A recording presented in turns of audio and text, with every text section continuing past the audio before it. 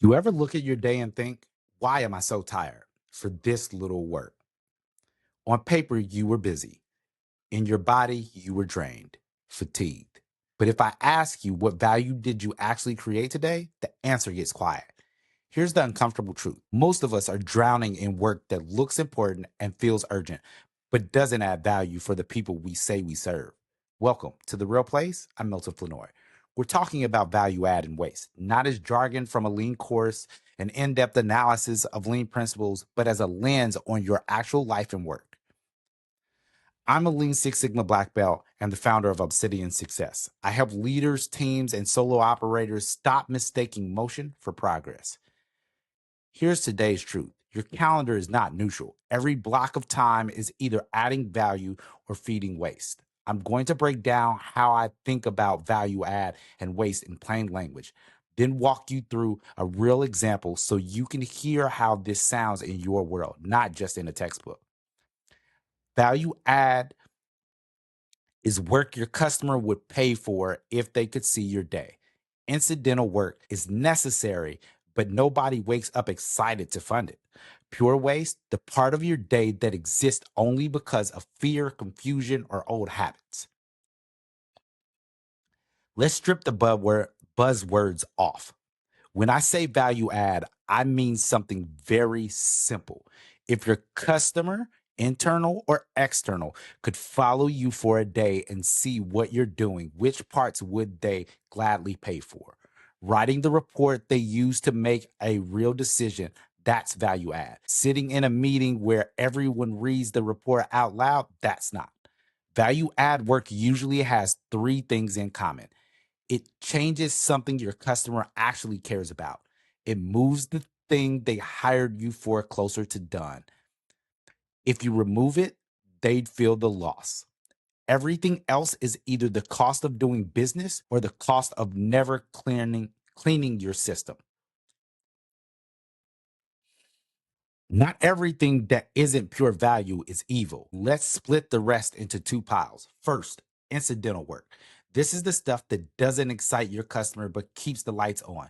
Documenting for compliance, basic scheduling and coordination, updating the system of records so the next person isn't blind.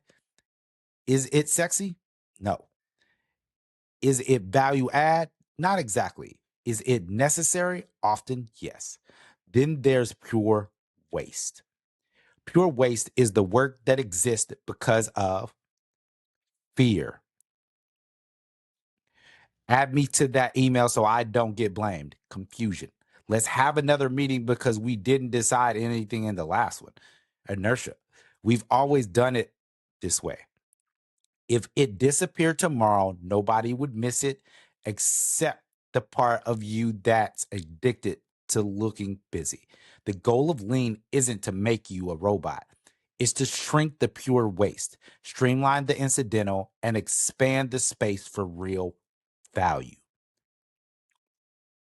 Come on, let's walk through a day in the life. Let's walk this into a real day. Imagine you're a manager in a clinic. Here's what your Tuesday looks like. 8 a.m. to 9 a.m., staff huddle. Then you fix yesterday's schedule issues. 9 a.m. to 11 a.m., back to back meetings about improving patient flow. 11 a.m. to 12 p.m., catch up emails and quick questions in the hallway. 1 p.m. to 3 p.m., working through incident reports and performance dashboards. 3 p.m. to 5 p.m., more meetings now about budget and staffing. You go home cooked. Now, if we stand beside you with a simple question, is this value add, incidental, or waste? Your day starts to look different. The part of the huddle where you remove real roadblocks for staff, value add. The 15 extra minutes where everyone rehashes yesterday's drama, waste. Updating the staff system so payroll is accurate, incidental, necessary. Sitting in a patient flow meeting where nobody from the front desk is present, waste dressed as strategy.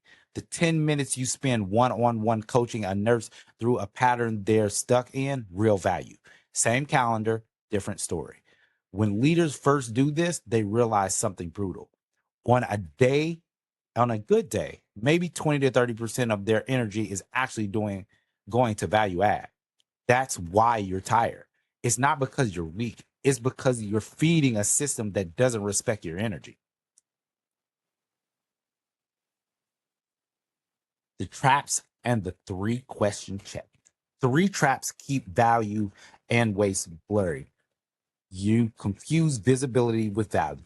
Just because everyone sees the work doesn't mean it matters. You worship urgency. The thing that screams the loudest wins, even if it moves nothing.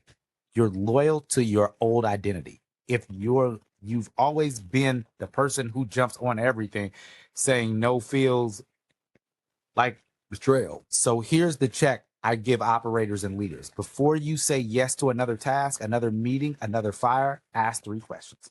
Who is this for, really? And would they pay for this if they saw it?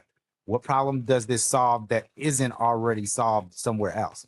What part of my limited energy does this steal from work that is clearly value add? If you don't like your answers, you are about to invest in waste. Most of us weren't taught to manage value. We were taught to manage approval.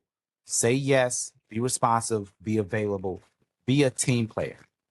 But your life, your team, your business, they don't get better because you were available. They get better because you were valuable. Here's your challenge. Tomorrow, take 1 hour of your day and label it value add, incidental, or waste. Don't change anything yet. Just see it. Because once you can see where your energy actually goes, you're no longer trapped. You're accountable. I'm Milton Flournoy, and this is The Real Place. Protect your value like it's finite, because it is. And treat waste like what it is, a luxury you can't afford anymore.